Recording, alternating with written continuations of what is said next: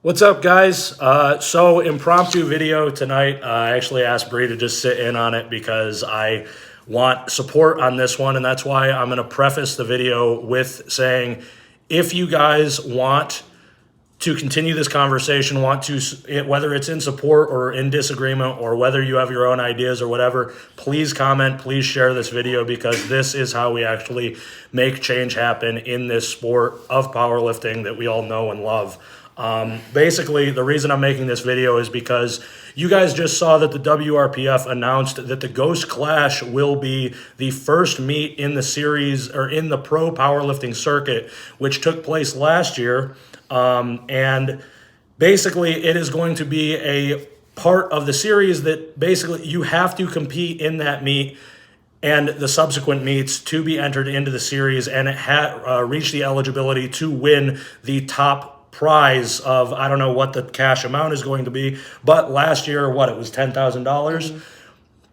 First place for the female side last year was Hunter Henderson. Second place was Chad Penson.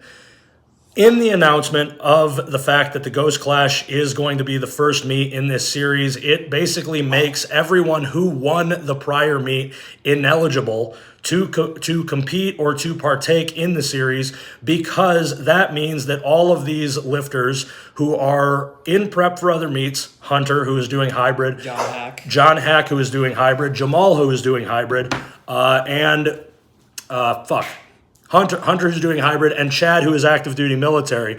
Basically, it is saying that all of these top level lifters, they are not going to be taking place or taking part in the series because of the fact that this decision seems to have been made by individuals who are not taking part in the sport. And I don't know where they're getting their advice from, but me being me, I try to be not as reactionary as I was in past years. I'm going to share in the next couple clips screenshots of conversations that I sent to Russell Kern, who is the president of the WRPF. So this is going to require you guys to pause and take a little bit of reading of these, but the takeaway from these text messages, and they're going to cycle through, is the fact that the athletes are being treated like guinea pigs. They are basically expected to improvise and adapt to these sudden changes in goals, and I genuinely do not believe that to be right. I really hate this announcement. I hate the fact that the WRPF has been so vague in its announcements of what is actually occurring in the series next year. I am really disappointed in the fact that there has been so much back and forth between myself and people in the WRPF on whether or not the Kern was actually happening, and I have reached a point, because this announcement has occurred, where I have no more patience for it. I've tried to keep this down on the down low because I want everybody to succeed in this sport, but I can't sit idly by with this happening anymore. I genuinely believe that athletes need to play a larger role in these decisions that are being made. We need to advocate for ourselves as a coach, not even as an athlete. That's why in those text messages I was trying to speak on behalf of some of my lifters, and not even my lifters, but just as people, because I'm not in the running to win these meets. I'm in the running to break my records, but I do not want to see athletes pushing drugs, pushing training, putting themselves in a position that I am in currently, where they have to undo years and years of damage that they've done to themselves because of tens of thousands of dollars. And to hear from individuals in the WRPF that basically say, well, pro athletes adapt and make choices and they take risks when there's money on the line. Yes, that's 100% accurate, but not in fucking powerlifting. This isn't six figures. This isn't a salary for all weight classes. This is a salary prize for one individual.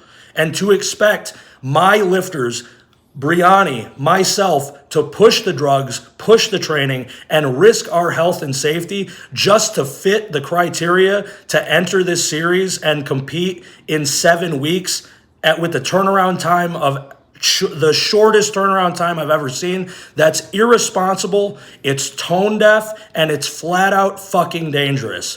So, in conclusion, the reason I'm making this video is to criticize the WRPF. I'm done supporting this federation if there is going to be a continual theme of rules being broken in order for favoritism to be given to certain people.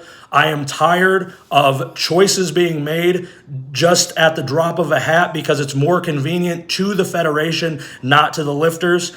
And for that reason, I will continue to show up to meets. I will send my lifters wherever they have the best chance to win and where they're going to have the best time. But I myself, I am, in the new year, I am going to be a member, an active member of the pro committee for the USPA.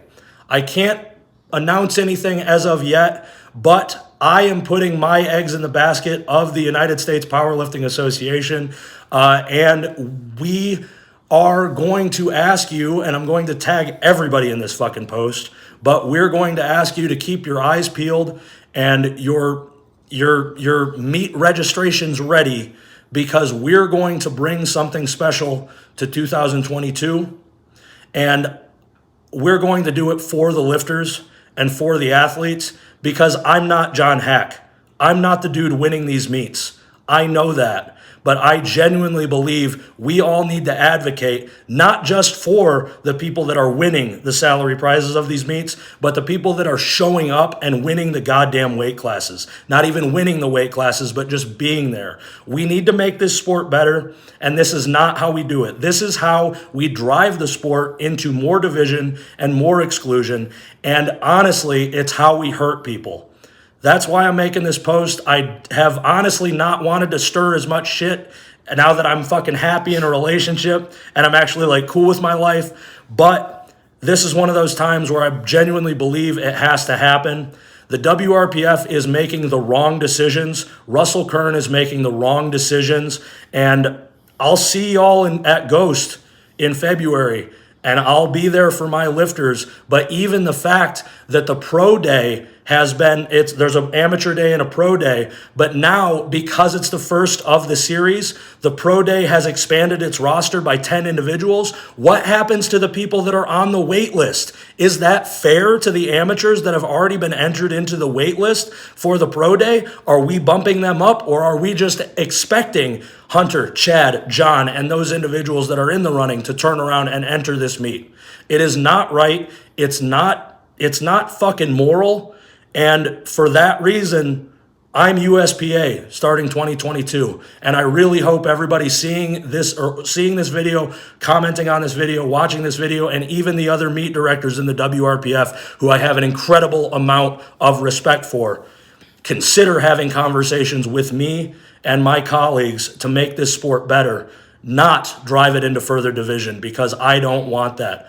I want powerlifting to be what it can be. And that's why I'm going with the USPA. And that's why I'm doubling down on everything that I know can be great.